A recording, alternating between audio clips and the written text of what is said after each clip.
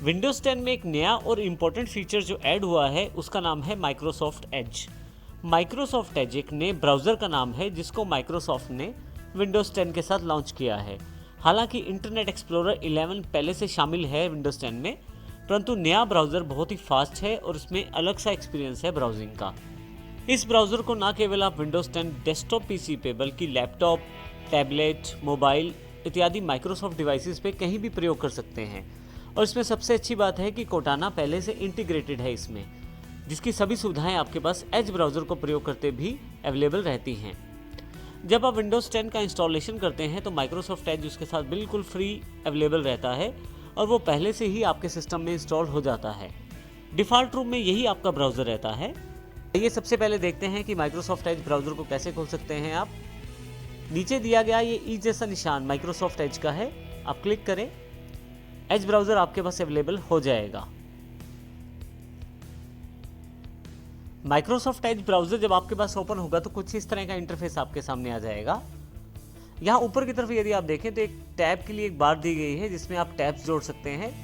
जैसे कि डिफ़ॉल्ट रूप में एक पेज आपके सामने खुला हुआ है जो एक स्टार्ट टैब पर है, अर्थात सबसे पहले माइक्रोसॉफ्ट का MSN पेज खुला हुआ है आपके सामने। इसमें ऊपर की तरफ नई टैब जोड़ने के लिए बटन है। अब न्यू टैब पे क्लिक करेंगे तो नई टैब आप जोड़ सकते हैं।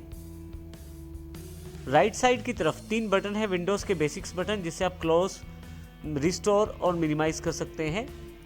इसके अतिरिक्त यदि आप ब्राउजिंग करते हैं तो आगे और पीछे दोबारा जाने के लिए बैक और फॉरवर्ड बटन का प्रयोग कर सकते हैं। किसी पेज को रिफ्रेश करने के लिए रीलोड या रिफ्रेश बटन का प्रयोग कर सकते हैं। यदि आप कीबोर्ड पे बने हुए F5 बटन को दबाएं तो भी ये पेज रिफ्रेश हो जाएगा। इसी के साथ यहाँ राइट हैंड साइड नीचे की तरफ आपके पास कुछ मेन्यूज़ के बटन्स हैं, जैसे कि आपके पास हब का बटन है यहाँ इस तरफ, जिसमें आपके पास काफ़ी सारी सेटिंग्स खुल जाएंगी। नोट्स के लिए एडिटिंग का बटन है, शेयर करने के लिए ऑप्शन है आपके पास, और एक मेन्यू के रूप में मोर एक्शंस का बटन है, जिस पे यदि आप क्लिक करें तो अलग अलग तरह के ऑप्शंस आपके पास अवेलेबल हो जाएंगे। अब यहाँ ध्यान से देखें तो ऊपर कहीं भी एड्रेस बार नहीं है, जो बाकी ब्राउज़र्स या इंटरनेट एक्सप्लोरर का एक मेन पार्ट होता है, जिसमें आप वेबसाइट का एड्रेस लिख सकते हैं। माइक्रोसॉफ्ट एज में इन सभी चीज़ों के लिए यहाँ पे पहले पेज पे आपके पास सर्च और इंटरनेट वेब एड्रेस के रूप में यहाँ एक टेक्स्ट बॉक्स अवेलेबल है। अब यहाँ पे किसी भी तरह से सर्च कर सकते हैं, वर्ड के द्वारा, किसी फ्रेज के द्वारा, या किसी वेबसाइट का एड्रेस डालकर डायरेक्टली उस पर जा भी सकते हैं। अब नीचे की तरफ देखें तो आपकी जो डिफ़ॉल्ट वेबसाइट है वो आपके पास ओपन है यहाँ पे, जो MSN है यहाँ पे। अब हम देखते हैं कि किस प्रकार अपनी वेबसाइट को खोल सकते हैं आसानी से यहाँ पे। इसके लिए केवल आपको यहाँ पे एड्रेस डालना है।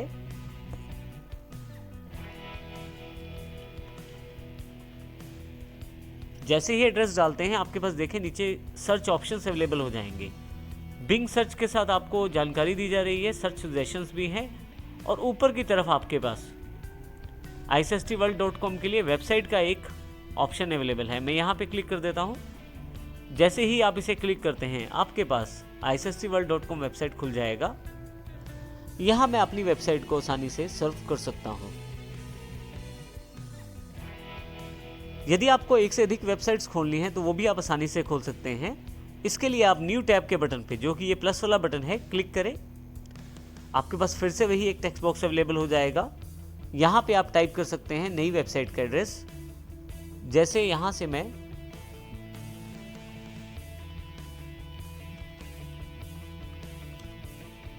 गोल्डन टेम्पल एंटर कर देता हूँ। आप देखेंगे कि यदि आपके पास एग्जैक्ट वेबसाइट का एड्रेस नहीं है तो बिंग सर्च इंजन आपके पास काफ़ी सारे सर्च सजेशंस आपको दे देगा। अब यहाँ से नीचे से जैसा भी वेबसाइट या जैसा भी लिंक चाहते हैं उस पर आप क्लिक कर सकते हैं। जैसे कि यहाँ पे मैं विकिपीडिया का हरमंदर साहब वाला लिंक क्लिक कर लेता हूँ। देखिए मेरे पास विकिपीडिया ओपन हो गई है। इस तरह से आप आसानी से एक नई टैब के रूप में एक नया पेज खोल सकते हैं, और इसके लिए केवल आपको प्लस पे क्लिक करना है। इसके अतिरिक्त यदि आप चाहें तो इस पेज को आप पिछले पेज से अलग भी कर सकते हैं। इसके लिए आप टाइटल वाली साइड पे क्लिक करके रखें, और खींचते हुए बाहर ले आएं। आप देखेंगे कि दोनों वेबसाइट्स अलग अलग पेज पे खुल गई हैं। जैसे कि मेरे पास पिछली वाली issstworld.com जो वेबसाइट है वो अलग पेज पे है। माइक्रोसॉफ्ट एज का एक सबसे बड़ा फीचर है कि जब आप किसी टेक्स्ट को ढूंढना चाहते हैं तो आप उसको कोटाना की हेल्प के साथ भी ढूंढ सकते हैं। जैसे कि मान लीजिए मैं इस टेक्स्ट को सिलेक्ट करके ढूंढना चाहता हूँ, राइट क्लिक आस्क कोटाना कर दूंगा यहाँ पे मैं। आप देखेंगे राइट साइड पे एक पैनल अवेलेबल हो गया है जिसमें कोटाना अपने आप उस टेक्स्ट को ढूंढना शुरू कर रहा है। आप यहाँ देखेंगे कि किस प्रकार कोटाना ने बिंग की हेल्प से आपके पास जो टेक्स्ट आपने सेलेक्ट किया था उससे रिलेटेड कितने सारे रिजल्ट्स आपको दे दिए हैं। तो इस प्रकार आप आसानी से कोटाना का प्रयोग एज का प्रयोग करते समय भी कर सकते हैं। यदि मैं इस पैनल को परमानेंट यहाँ पे लगा कर रखना चाहता हूँ तो यहाँ से मैं इसको पिन भी कर सकता हूँ। आप देखेंगे कि मैं किसी भी पेज पे हूँ या किसी भी टैब पे हूँ, ये पैनल मेरे पास बना रहेगा। और यदि मैं इसको बंद करना चाहता हूँ तो यहाँ से क्लोज भी कर सकता हूँ इसको मैं। इस प्रकार मैं डायरेक्टली कोटाना का हेल्प अपने एज ब्राउज़र के साथ ले सकता हूँ।